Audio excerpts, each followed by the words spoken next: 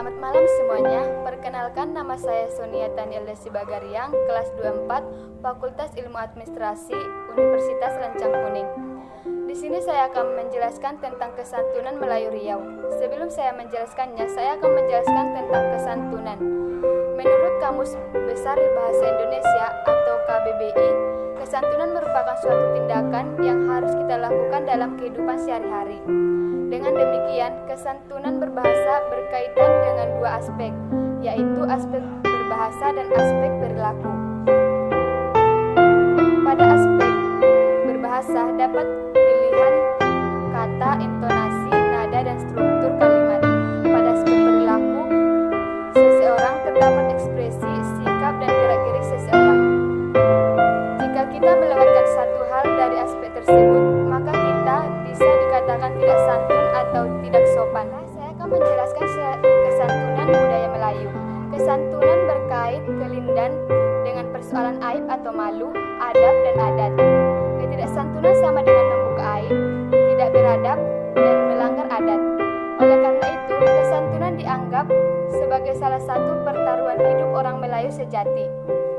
Menurut Raja Ali Haji, agar dapat mencapai tingkat berbahasa yang beradab dan sopan itu, orang memerlukan ilmu atau pengetahuan dan bahasa percakapan yang diperoleh melalui kehendak yang kuat dan kegiatan-kegiatan mengulang-mengulang, menghafal, berbincang untuk mengingat-ingat atau meneliti kembali.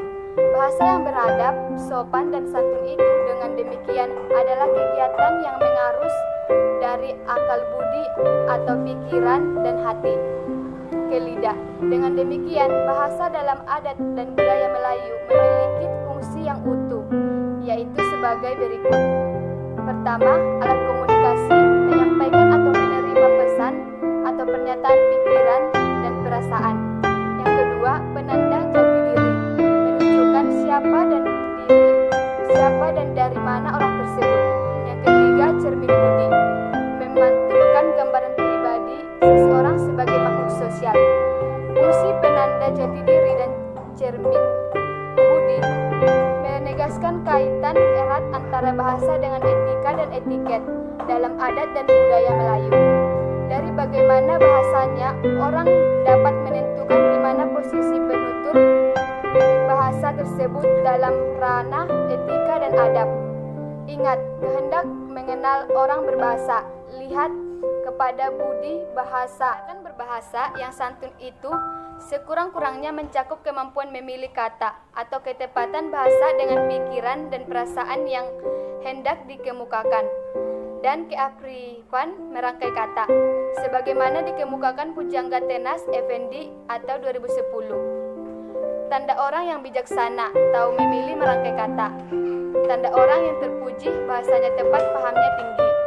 Tanda orang yang terbilang, bahasanya elok, maknanya terang. Tanda orang berpikiran luas, bahasanya teratur, maknanya adab. Melayu membedakan pemakaian bahasa dalam 3 kelompok, yaitu bahasa mendaki, digunakan oleh orang muda terhadap orang yang lebih tua, atau orang yang lebih rendah kedudukannya terhadap orang yang lebih tinggi kedudukannya.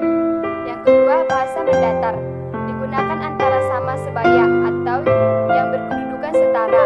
Dan ketiga, bahasa menurun, digunakan orang yang lebih tua atau lebih tinggi kedudukannya terhadap yang lebih muda atau lebih rendah kedudukannya. Ketiga kelompok pemakaian bahasa tersebut sejajar dengan 3 sikap efektif Melayu tersebut. Sesama sebagaimana digambarkan dalam ungkapan, yang tua dihormati, yang sebaya dikasihi, yang muda disayangi, tunjuk ajar Melayu.